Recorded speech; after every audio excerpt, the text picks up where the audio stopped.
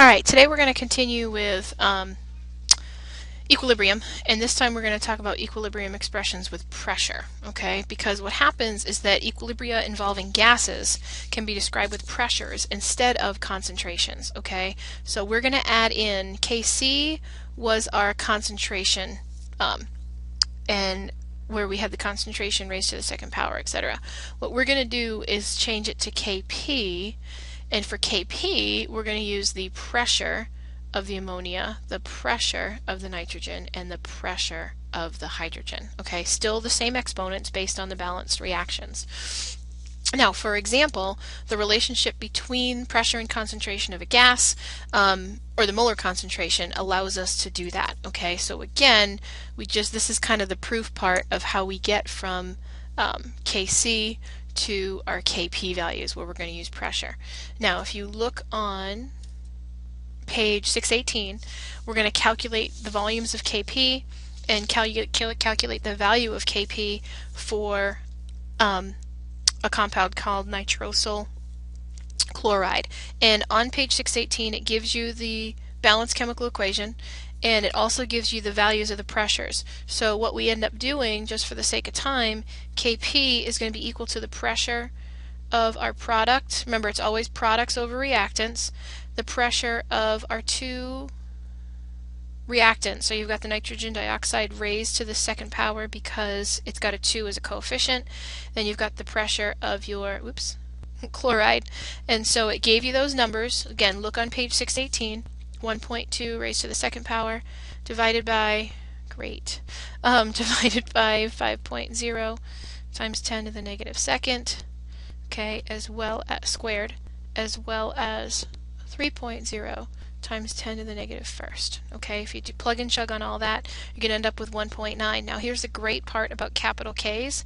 They have no units, okay, just like pH. After all that mess with lowercase k's on the units, no units for capital K's for KP's. Okay, hopefully Mr. Brown gets to the front office. I'm just going to keep going. All right, equilibrium with gases. Again, this is just showing you where if you have your pressures. This is another little bit of an accept the proof to get to another reaction.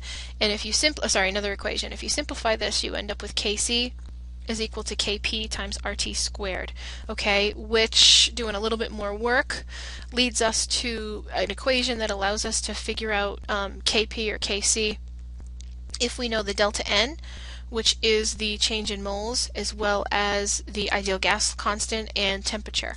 So if delta N is the difference in moles of gas on either side of the equation, now RT can cancel out if the total coefficients are the same, because that would end up being 0, which would make it 1, so we'd be done with it. But here's how you calculate delta N.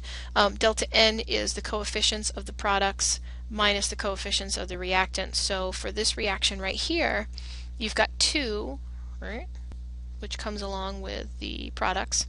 You've got the 1 from the nitrogen, the 3 from the hydrogen, which gives us a delta N overall of -2. Okay, and again, there's the equation that just shows how you can get back and forth on those. And if you look on page 619, there is one sample where it's going to have you calculate Kp.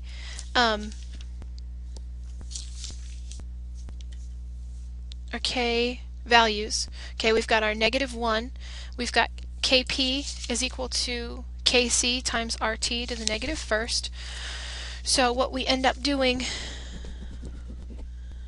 on this one is you also can plug and chug, where if you've got RT to the negative first power, remember that's going to be 1 over RT. So if you manipulate it, you end up multiplying both sides by RT, because they make this leap in the book and it's a little bit tough to follow.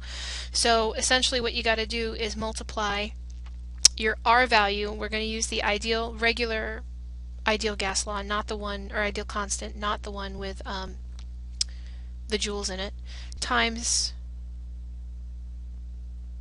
the temperature, which is 298, because they tell me in this temperature, or in the problem, that it's at 25 degrees Celsius. And then again, I'm solving for, sorry, I got to multiply it also by the Kp that we already found in the last problem, which was 1.9 times 10 to the third. We're looking for Kc, so our Kc value is going to be 4.6 times 10 to the fourth. And you'll notice in the book it does not have the lowercase c on there. Sometimes we do a bad job of overgeneralizing regular old K as equal to Kc. Okay, so that's just another way that you can plug and chug to find Kp or Kc if you know one versus the other. Okay, I'm going to stop there, and then I will pick up. Nope, I'm sorry, I'm going to keep going with heterogeneous equilibria as well. Heterogeneous equilibrium involves more than one phase. So this is just right back to solids, gases, and liquids. The position of heterogeneous equilibrium does not depend on pure solids and pure liquids. So their concentrations are constant since they're pure, so we do not write them into equilibrium expressions. And I guarantee people are going to mess this up. It's just the way it is. So if it's pure solid and pure liquid, don't include it. So again, we don't include them. This would be like calcium carbonate, we would not include. The calcium oxide we would not include. We would only include carbon dioxide. So one of the samples on page 621, we're going to write the expression for Kc and Kp for the following processes. You've got the decomposition of solid phosphorus pentachloride to liquid phosphorus trichloride and chlorine gas. You also have deep blue solid copper 2 sulfate pentahydrate. Is heated to drive off water vapor to form white solid copper 2 sulfate. Okay, here's the trick. For both of these reactions, you only have one gas. Okay, you only have chlorine gas, so Kp for number 1 is simply equal to the pressure of chlorine gas because it's a reactor, it's a product, so it's on top. And then if you if you look on page 621, I don't have space or time to write out all the reactions, but look on page 621 for the balanced chemical equations because you need those first. So if I wrote this equation, the chlorine only has a coefficient of 1. Now when I write this reaction for solid copper 2 sulfate, drives off water vapor to form white solid copper 2 sulfate, the coefficient on the water vapor is 5. Again, water is the only one that is a gas, so we ignore everything else. So my Kp is equal to the pressure of the water raised to the 5th power. No solid, no solid, no liquid, no solid. Take home message. Okay, now if we've got these two examples of liquid water versus gaseous water. For the first one, it would simply be Kp is equal to the concentration of hydrogen gas raised to the 2nd times the concentration of the oxygen, and that's it. Now, for this one, we've changed the water to gas. So my products are exactly the same. H2 raised to the 2nd, O2, but then we also have the water for this one because it is a gas that's also raised to the 2nd.